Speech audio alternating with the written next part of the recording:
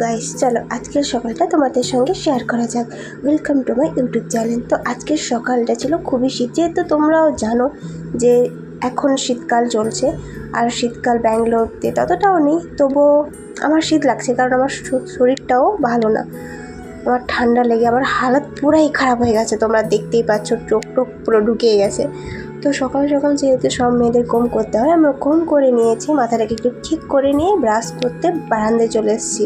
আমাদের বারান্দাটা খুবই সুন্দর, মানে বুঝতেই পারছো কেমন সুন্দর, সবই জামা কাপড়ে ঢাকা। তো আমি ব্রাশ করে নেবো তাড়াতাড়ি, বেশিক্ষণ বাইরে থাকবো না, বাইরে থাকলে আমার শরীর আরও খারাপ হবে আর বাড়ির লোকে চিল্লাবে।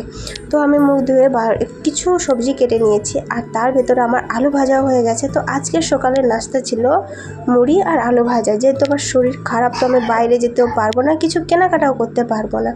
আর এই নতুন রুমে আমার কোনো জানাশোনাও নেই যে আমি অর্ডার করব, এখানকার লোকেশন আমার ঠিক মতন জানাও নেই। তো আমি এই সবটুকু করে ওষুধ নিয়ে তারপরে আমি বিছানাগুলো গোছালাম। এখন টাইম হয়েছে 9:30, আর আমি আমার সমস্ত কাজ করে একটু গলা ব্যথা করছিল, তাই আমি তুলসীর পাতা গরম করে আদরক নিয়ে একটু জল গরম করে নিয়ে ওটা খাওয়ার জন্য রেডি করছিলাম। চলো এটা আমার রেডি হোক, ততক্ষণে তোমরা কমেন্টে জানিয়ে দিও কাদের কাদের শীতকালে বাঁধাকপি ও ফুলকপি খেতে খুব ভালো লাগে। আমার তো খুব ভালো লাগে। তো এটা আমার রেডি, প্রথমবারের মতন আমি টেস্ট করতে চলেছি, জানি না কেমন হবে। টেস্ট করার পর আমার মনে হলো এরকম বিচ্ছিরি খাবার আমি প্রথমবার বানিয়েছি।